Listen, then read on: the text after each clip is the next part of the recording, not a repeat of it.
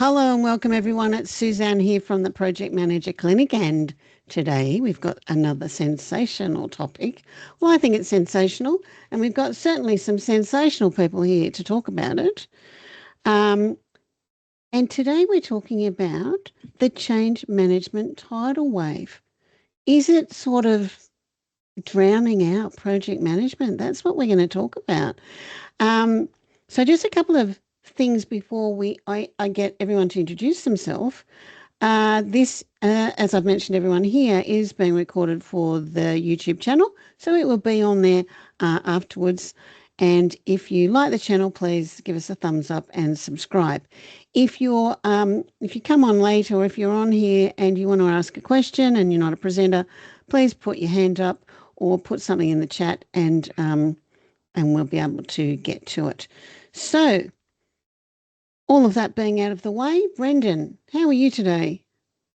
Wonderful and warm, Susanne. Wonderful and warm in lovely Queensland. So just a real quick about you, why you're here. Yeah, certainly. So obviously I run JC Engineers. We are a civil engineering and project management company. This is our 10th year of operation now, which Wow. big achievement considering the last 10 years. So here to answer questions or queries around change management and share my experiences with. Perfect. And Margaret, a lot of people will know Margaret because Margaret does the Ask a Mentor sessions with me. But Margaret, a little bit about yourself. So I'm an IT professional in project and program management, and I have optimized and matured PMOs in a lot of the industries and companies that I've worked at, especially because I felt that they weren't adequate enough. And so I've, added to the maturity of them. I've probably been doing project management and program management for 20 years plus, closer to probably 25 years. And looking forward to 2026 and landing hopefully a paid role. And I volunteer for the PMI Sydney chapter, which is the Project Management Institute Sydney chapter, and I'm in the events portfolio. So I help out, and my role in that is to basically procure sponsors and also procure speakers for the different events. So very difficult couple of things there. Thanks, Margaret. Elena? Hi, everybody. I'm Elena Dailly. So I'm a change and training manager. I work mostly with government and not-for-profit agencies. I really started exploring psychosocial hazards last year, and also adaptive capabilities. And I think that's the new sort of wave in the change management. I was excited to get on this particular webinar, the speakers event, because I'm curious to learn more about project management and how project management see change management and their role in that. Well, you might be surprised and you mightn't be happy. We'll see. Looking forward to it. So hello, Pam. Do you want to tell us a little bit about you? Because there's only a few of us on here. Yeah, sure. So my name's Pam. My background is, I guess, a mix of project management, change management, and prior to that, I also did some work in people and culture, people and capability. And so, the focus of what I've done is really try to integrate different elements of that in all of the projects and initiatives that I've worked in. And really, in terms of this topic, it's very interesting to just see the diversity of thought around how people see change management and project management, and especially sort of lived in a bit of like a transformation space as well, like how that all tends to get a bit mixed up, or it's an interesting thought-provoking question to put. Well, we're going to talk a little bit about that business transformation stuff, because that's what I do. Nice. And Todd, just a little bit about you quickly. G'day, my name's Todd. I'm in the process of building a company called Build Your Own Trailer.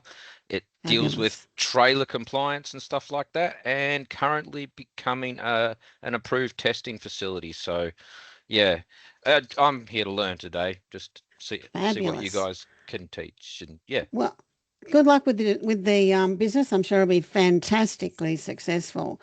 So let's just get straight onto this, shall we? So I'm just going to give you all, as a lead-in, a little bit of a example of one of the last things that I did, which was working in a project land. I was actually doing a role in change at the time, and I wouldn't call myself a change manager, but more of that later. And what I noticed in this organisation was that the project manager pool was shrinking and the change management pool was ballooning. And so what we started to see was that project managers were being undervalued or devalued and relegated to, people saying, well, don't you people just do admin or governance? Which I've got to say is completely and utterly staggering to me, given I've been doing this for about 25 or 30 years, so long, long time, that we haven't really shifted the dial that that's still happening. So when I started thinking about this question, I thought, now, why has that happened? Was that an anomaly? Yes, was that just something unusual in that organisation? Or is it becoming more prevalent elsewhere? And are project managers just becoming change facilitators?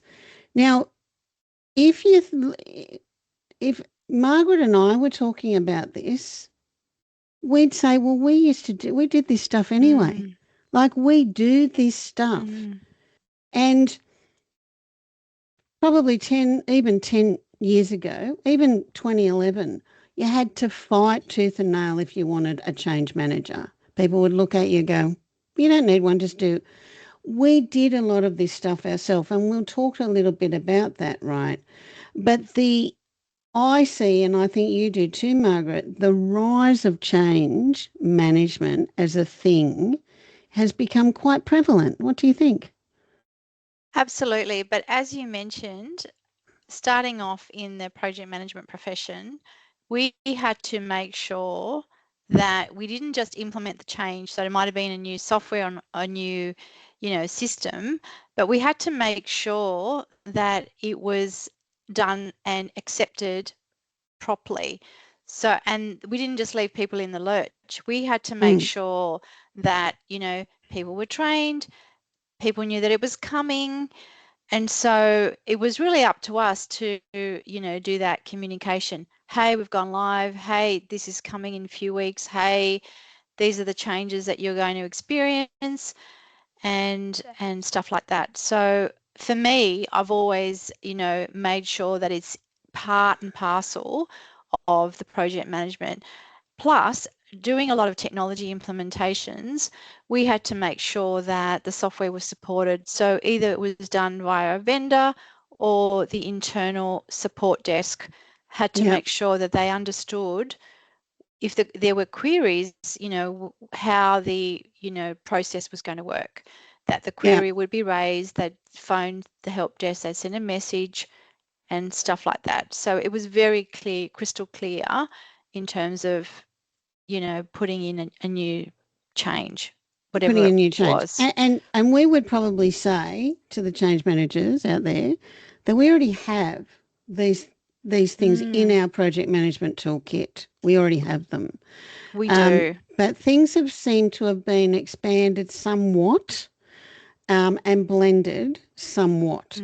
Now, Brendan, how important is change in your environment? Because we're in IT, Margaret and I, but you're in civil engineering, which I don't know whether it's different or not. And I know you are very, keen on advocating change, but you also do the project management. So has there been an evolution? Yeah, short answer is yes. Right. Most definitely. I think this day and age, every single project's different. Change happens you close out a project, the next one there's something different in the process.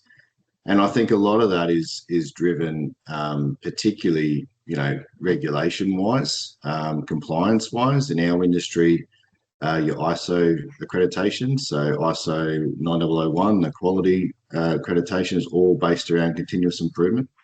So every single project manager or executive wants to know, what did you learn from that stage of the project? What are you then going to improve for the future, right? So pretty much any phase you're going through, you're going to change that again in the next stage. So have you seen that within your project managers, that this is a skill, this change skill is something that has really amplified over the last decade or so?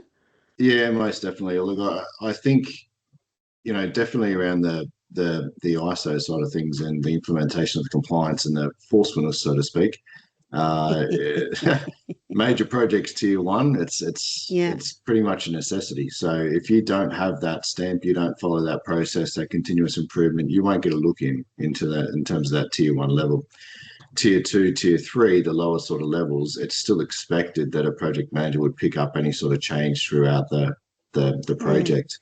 Me with my project managers, I introduce them to change. I've had a bit of experience with change management.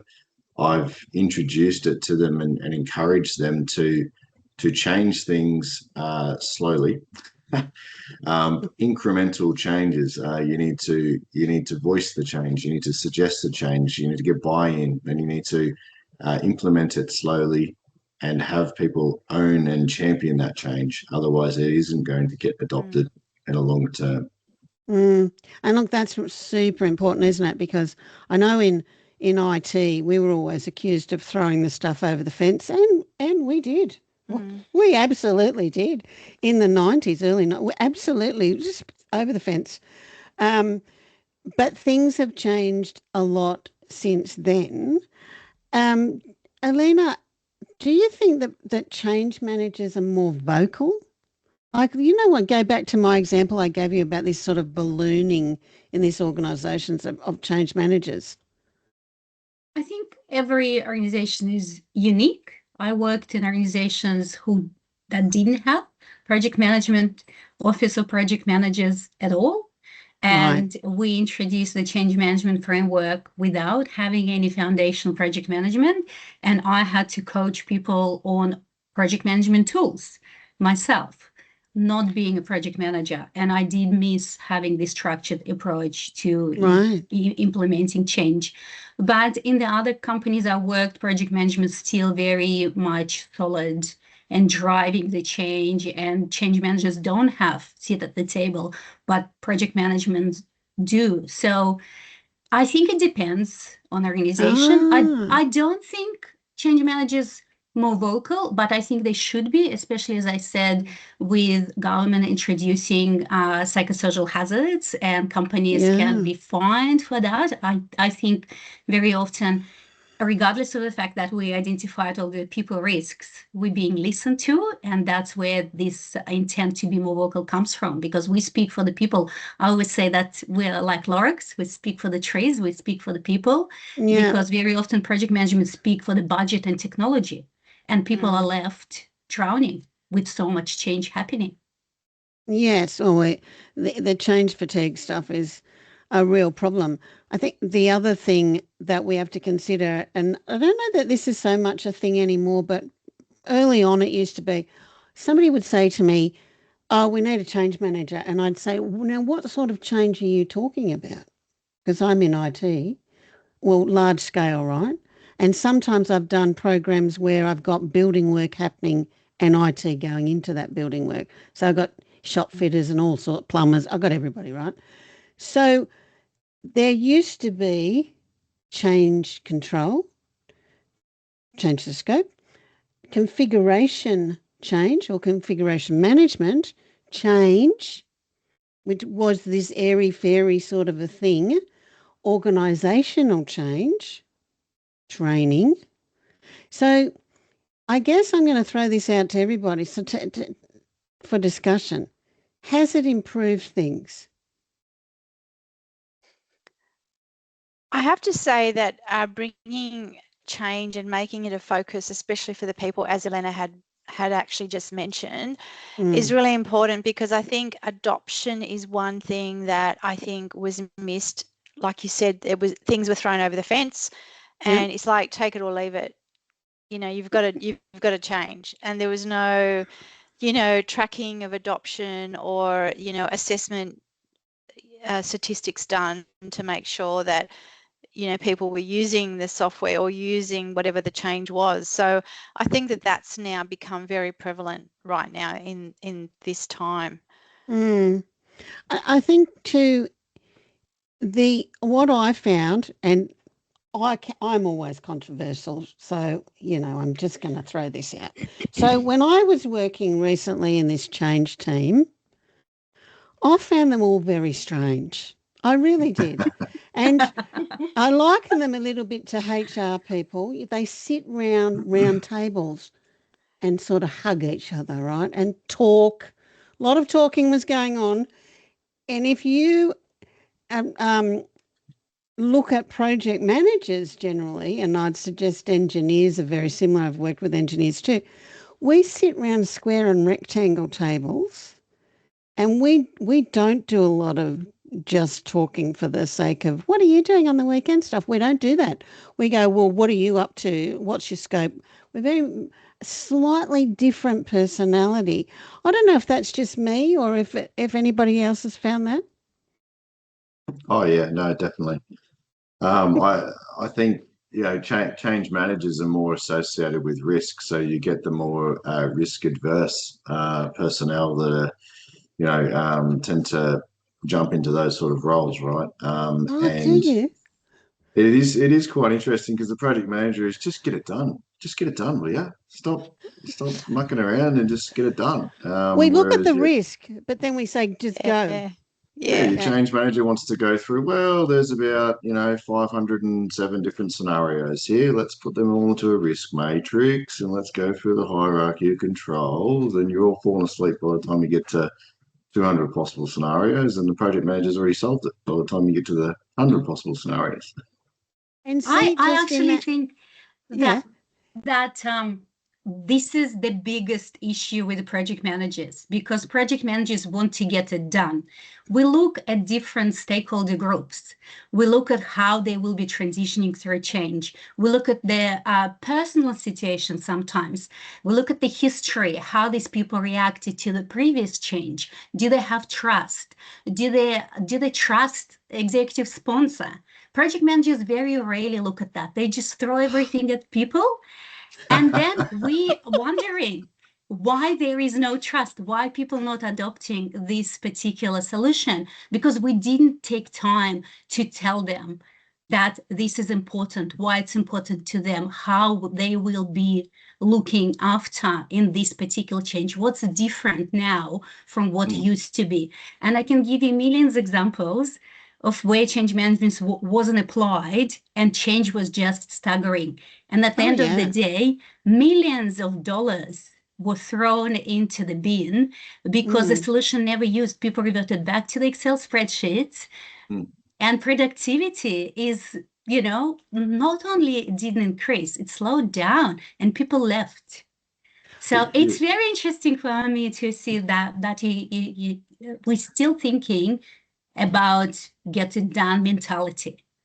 Yeah.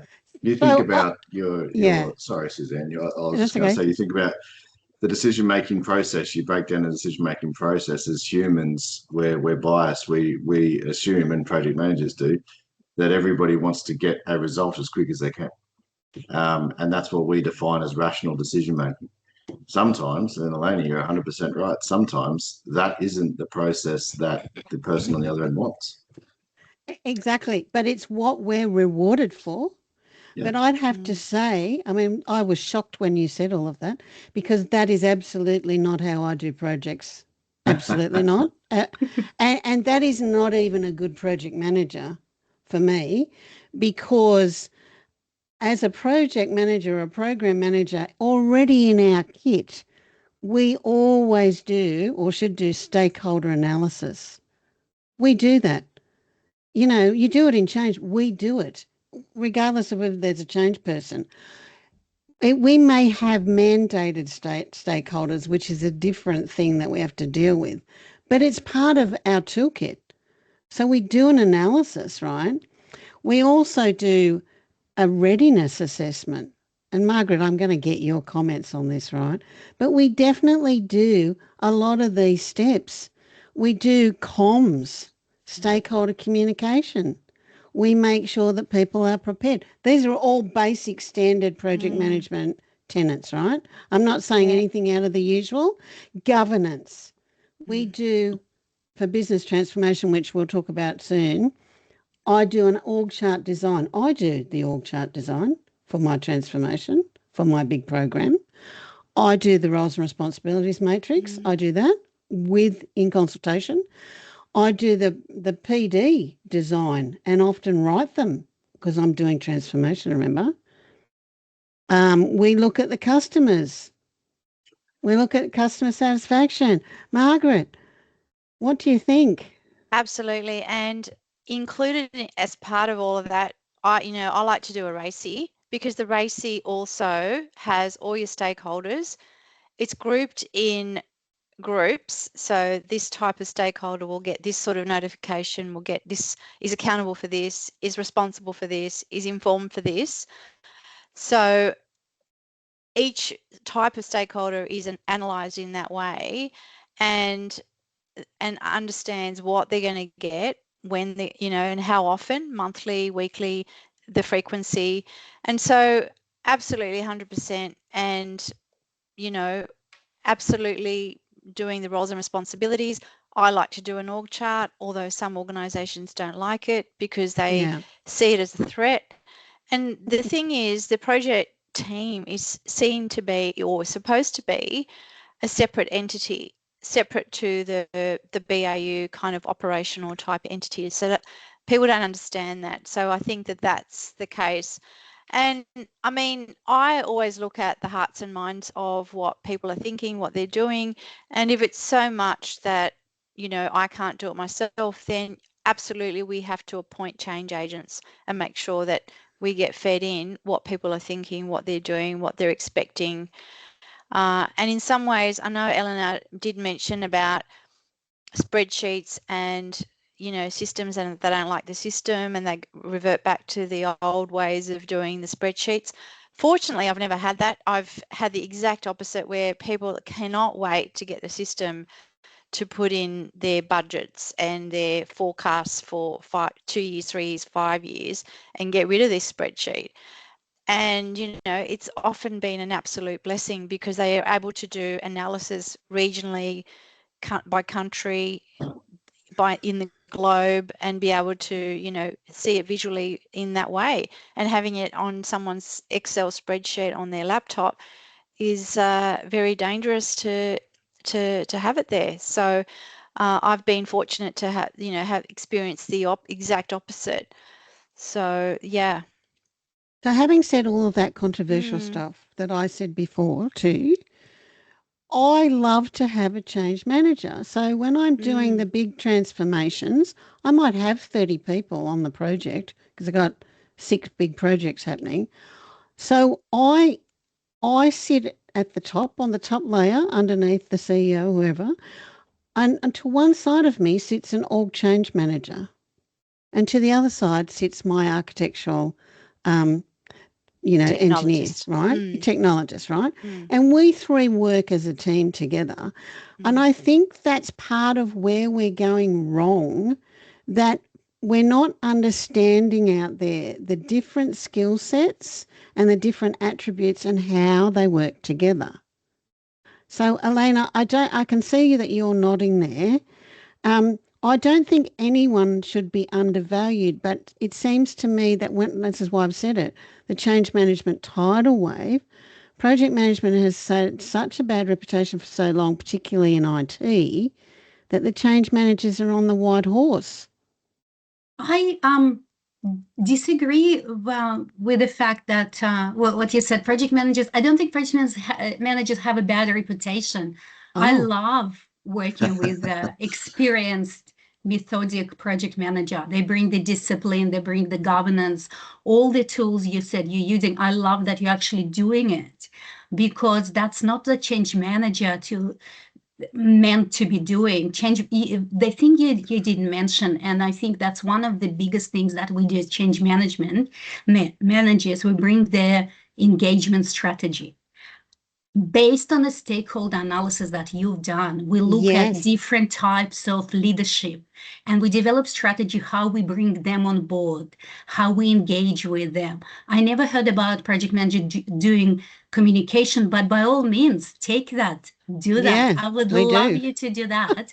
But bringing the engagement strategies in place, because engagement, communication, two different skill sets, two different strategies. It's about bringing people on board, explaining to them why this change is important. And I would love the situation, like Margaret said, that people looking forward to using the software. But another thing I also do, I also go and look at this culture survey. I look at the exit interviews, why people left, identifying all this information. Of course, if HR gives it to you, because very often they don't want to share that. But if they do, that's a foundation for us to build this trust, as I mentioned before, and engagement. I love working hand in hand with the project manager. And when I finished my ProSci certification 7 years ago, they gave us a spreadsheet that's showing how project management, change management cooperates. Oh, wow. Live to get together step by step, and I used it everywhere else. I would also always align project management, change management framework in any company.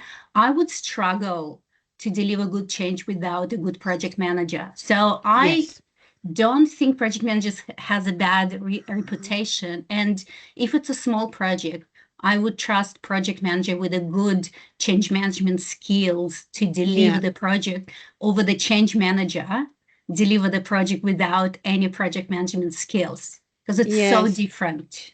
Now, that's really interesting what you were saying about the engagement, right? You as a change manager, you're bringing those specialist skills around how do we actually engage.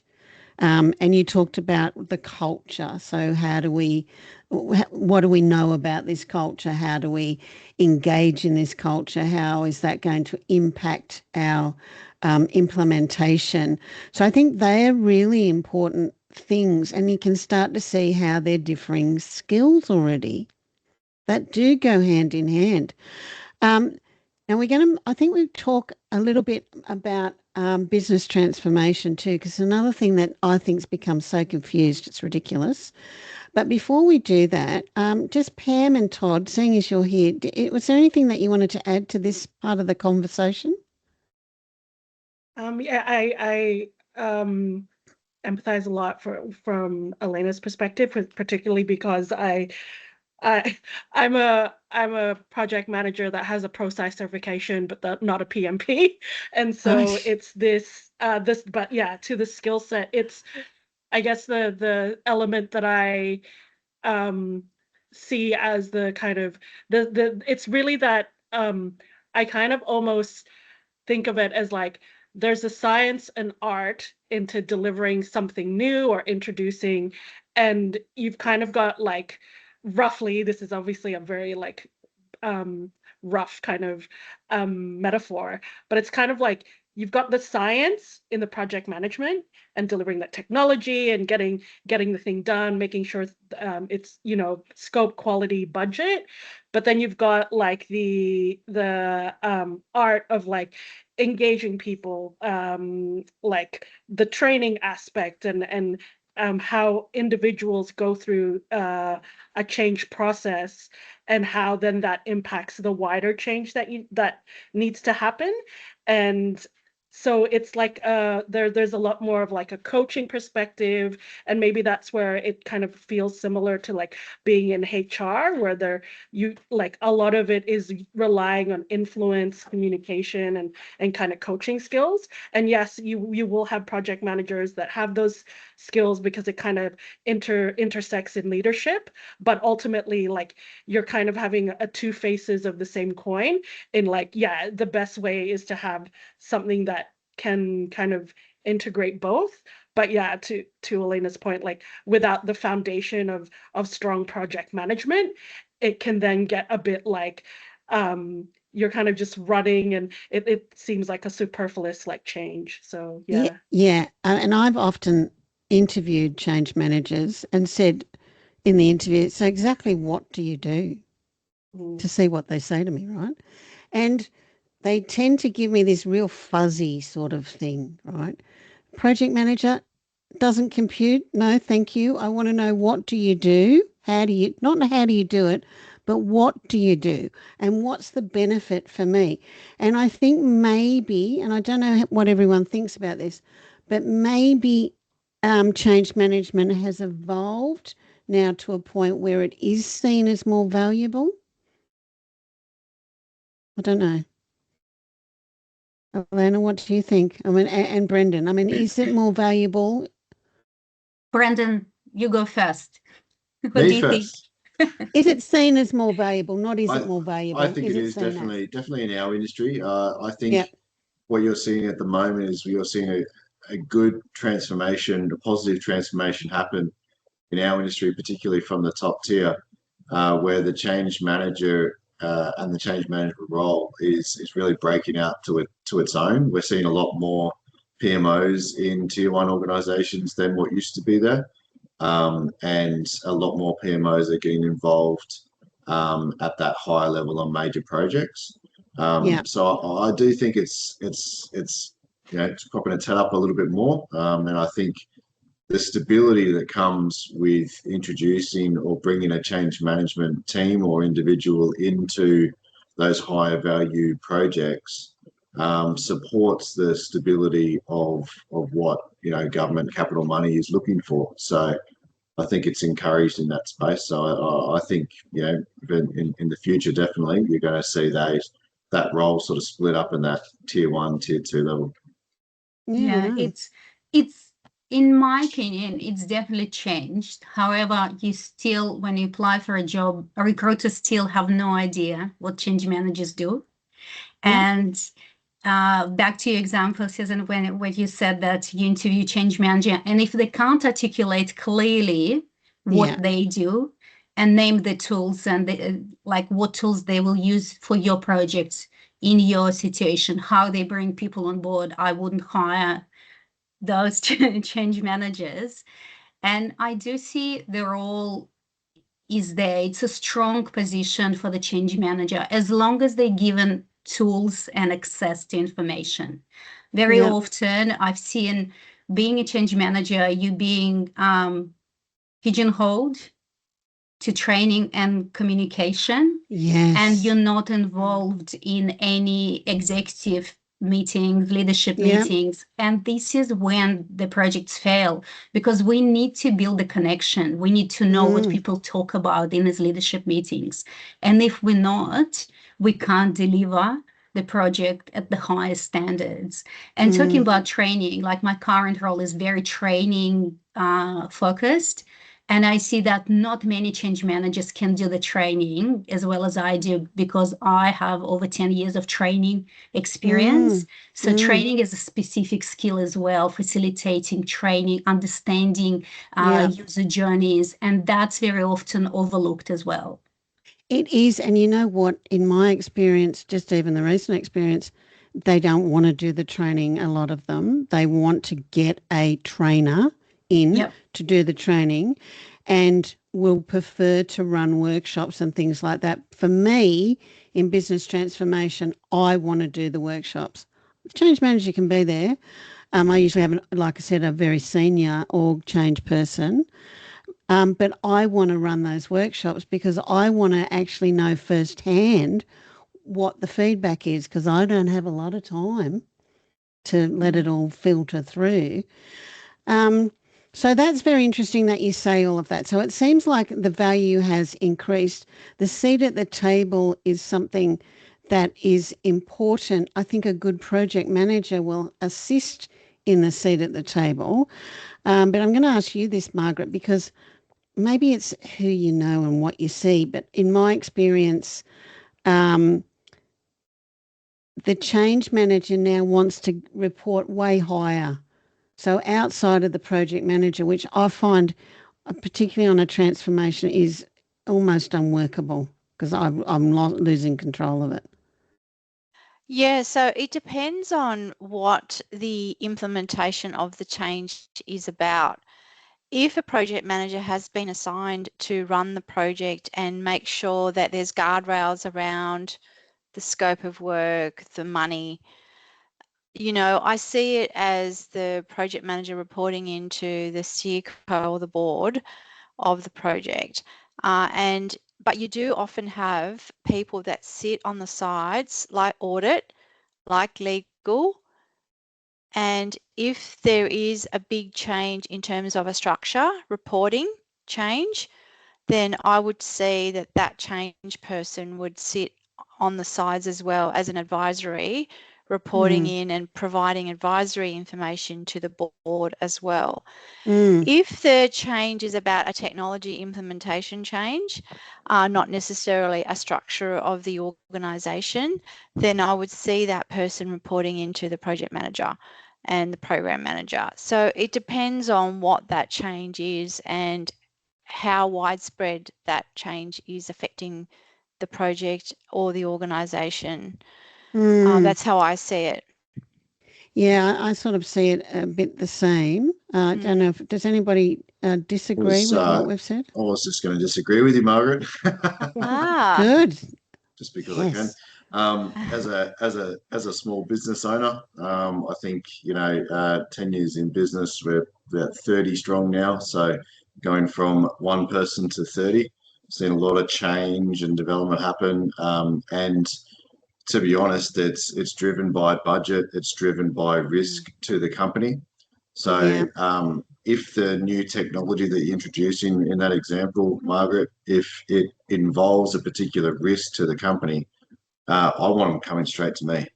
I want them to come straight to me and tell me what's going on. What's your plan? How are we going to resolve this, right? Again, from the legal side, depends on the severity of the issue at hand. If the severity is, hey, look, there's a court action against you over here. I want this coming straight in now. Oh, hey, look, you know what? We've got a threat over here, or we've got something happening over this way. Okay, look, I've got project managers who can deal with this. They're trained to deal with that. So it depends on the severity of what's happening. But as a business owner, I'm wanting to get the high priority stuff based on risk to the business to me as soon as possible, so I can get involved in that decision. I didn't actually say that I didn't want those legal people not coming to you.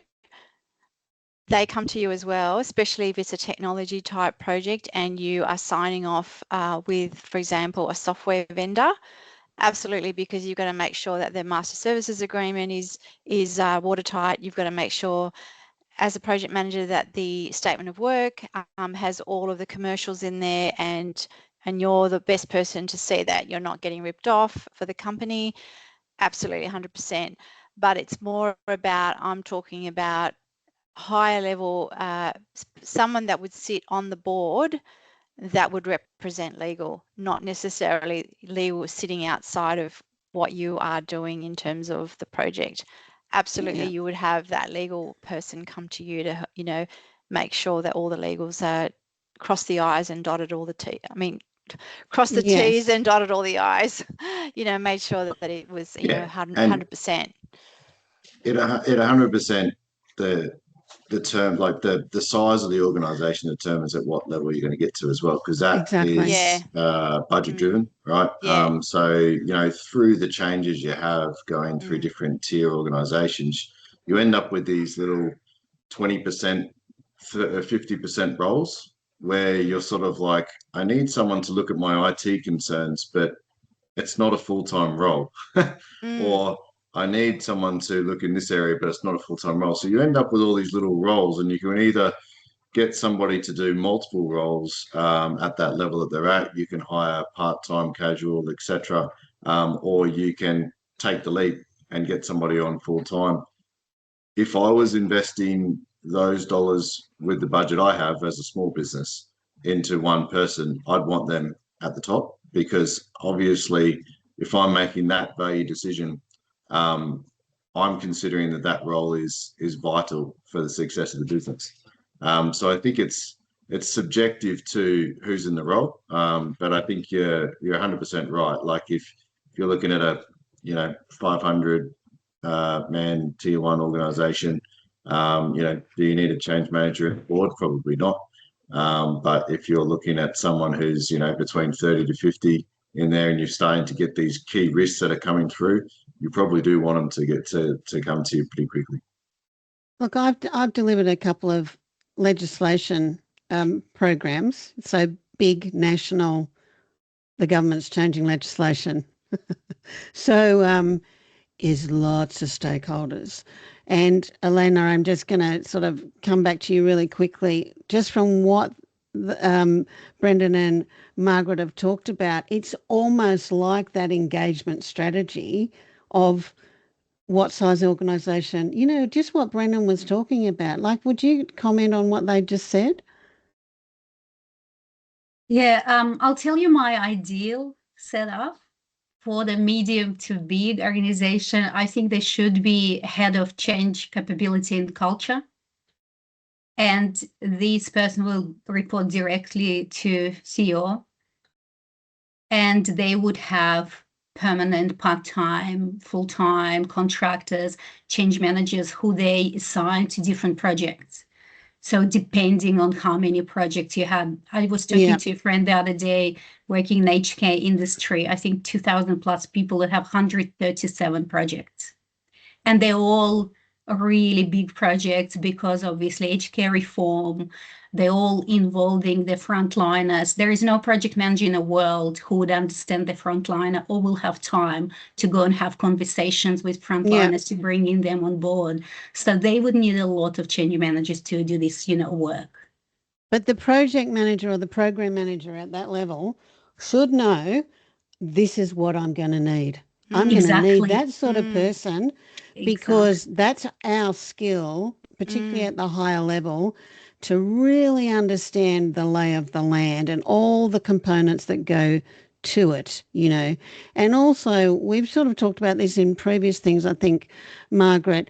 The role of a project manager is starting to change. We're becoming more advisory, much more of an influencer, and I'd suggest even a champion. And I know this is a word used in change often, but very often we have to champion our own project. When there's a lot of projects in the pipeline, we got to champion it.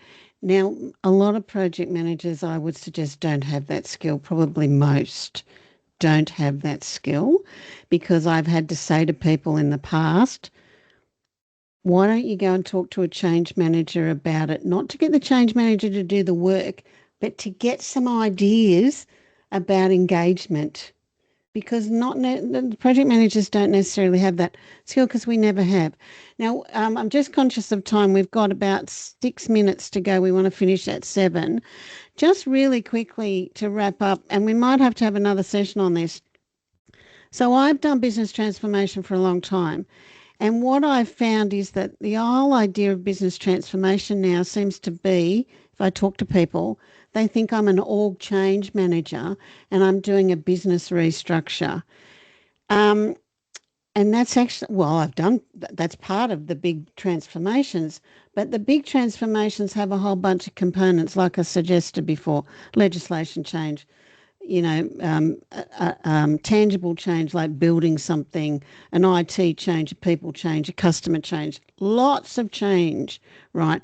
That's the business transformation I've talked about, I've done. And what I'm finding is people of my vintage, business transformation people with a lot of experience, are not getting a look in, because they're being seen, business transformation is being seen as change, a change thing. And of course, when you look at most project manager CVs, they don't have that level of change in them. Now, this is just to throw out there as a comment from any of you, if you want to make a comment about it. But I think from what I'm seeing, that people are losing job opportunities because of this weirdness that's happening. Well, one comment I would like to make is organizational design and restructure. It's very specific skill. It's a skill that change managers don't have. You have to have organizational design qualifications, and that's probably more, it's closer to HR work and a workforce planning than a change or project management. And there is a lot of confusion right now about that. Right. Okay. So this is what we're seeing. Yes. Yes, exactly. Okay. Now, real quick wrap up now. So we've talked a lot about the change tidal wave, and things are changing. Things are different. Things are morphing and changing, probably in change management and also in project management. So I can only give you all probably 2 minutes maximum as a summary. Margaret, can you give me a summary of what we've heard from your perspective? Yeah, so from my perspective, I think I'd have to say that project managers have always had change in them. It's not like they're putting in a change and just dumping in and hope for the best. We're making sure that it's end to end, it's being able to be implemented and then used. And also, the project managers, as you mentioned, Susanne, are really great at identifying what are the gaps and what are the needs of what type of resources are required to be able to do the work that's needed to implement whatever's required. So, yeah. Yep, exactly. 100%. Thanks, Margaret. Brendan, 2 minute summary? Yep, 30 seconds. I think change is the only constant in our industry. I think change managers are breaking out to be their own. I think they're going to be positive. It's a positive change. And I think don't be scared of change. I think there's a lot of people that I know that it's probably a trust thing, trust the process. But yeah, don't be scared of it. It's not all negative. Just understand the motives behind it. I think is probably the best way to put it. Perfect. Thanks so much. And Elena? My main takeaway that good project manager use a lot of skills and tools to make change managers work easy. And I love working alongside a really good project manager, and we can learn from each other. You can learn, stakeholder management skills from us, and we can learn a lot of other very important parts of the projects from you. So I think it's marriage made in heaven. Oh, that's excellent. Now, I'm not going to throw to Todd or Pam, sorry, because we're running out of time. But when we, just refreshing what we asked to start with, are project managers just becoming change facilitators? I think if you're a project manager out there and you're asking yourself that question, you're doing something wrong. So, you need to reflect on that. And as we always say here at the Project Manager Clinic, if you want to reach out to us, we're here, and there's lots of resources as well that you can tap into. Subscribe to the channel. It's been another really good webinar, I think, everyone. Thank you so much for attending. It's been great to have you, and I'm very privileged to have some panelists with such excellent knowledge. Thank you so much, everyone. Thanks, everyone. Thank you. Thank you. Have a great project day, everyone.